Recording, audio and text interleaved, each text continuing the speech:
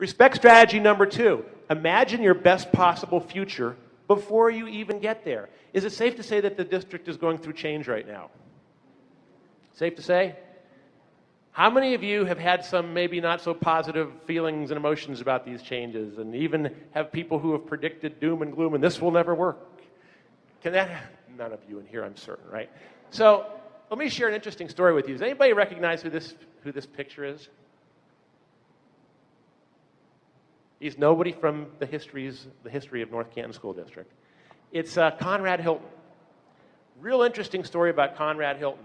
You know, Conrad Hilton, who was the founder of, as we know, the Hilton hotel chain.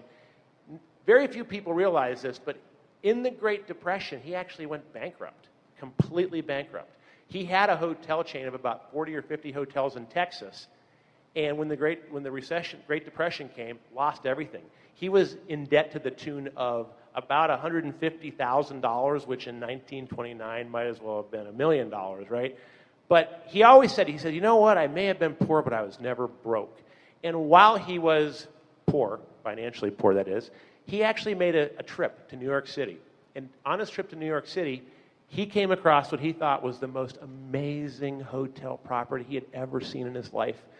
The marble and the gold leaf on things. It was the Waldorf Astoria Hotel. I don't know how many of you have ever read the story of Conrad Hilton, but without having a nickel to his name, he had a picture taken of himself leaning up against one of the marble columns outside the hotel, and he put that picture on his desk and he stared at it every day for the next 7 years until eventually he did what? Working with other partners, the depression had ended. He figured out a way to buy the Waldorf Astoria, which then became the crown jewel of the entire Hilton hotel network. But this ability to lock onto things before they've even happened, the right things, the positive things, is a skill set that anybody can learn. But you have to realize that our mind's bias is to do just the opposite. Our mind's bias is to tell us all the reasons things won't work and to focus on those instead. But if we properly train our brains, we can focus on the positive things. And how do we do that? It's actually a very simple tool. It's the power of words. It's how you talk to yourself. How many of you in here talk to yourself, please? Every single hand in this building should be up right now. See, there's always people in the back row who their hands do not go up, and they're sitting there thinking, nope, I don't talk to myself, but look at all these crazy people in front of me. Every single one of us talks to ourselves, and we talk to ourselves whenever we're not talking to somebody else. So what if we could harness that self-talk to help create the pictures of things we wanted to lock onto?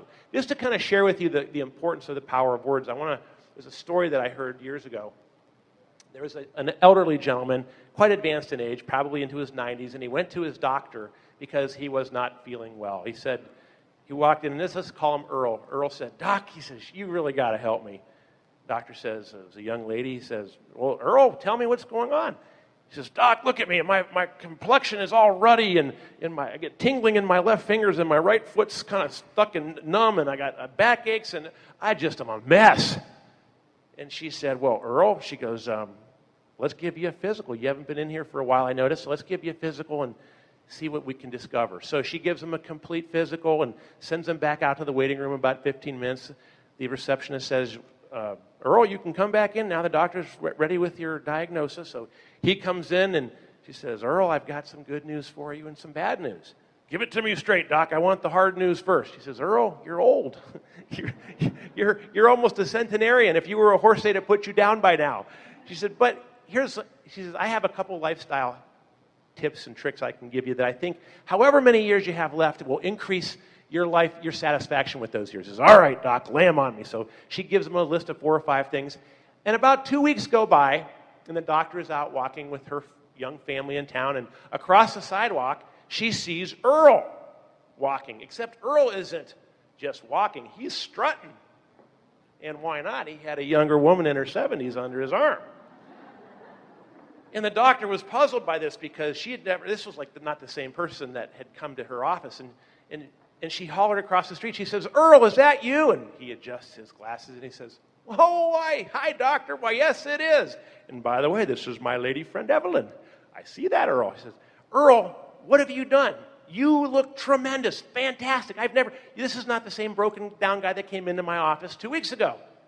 And he scratched his head and says, well, geez, Doc, I'm just doing what you told me to do. She's rethinking their conversation. She said, Earl, what did I tell you to do? Well, you said get a hot mama and be cheerful. She says, no, Earl, I said you've got a heart murmur. Be careful. See how powerful words can be?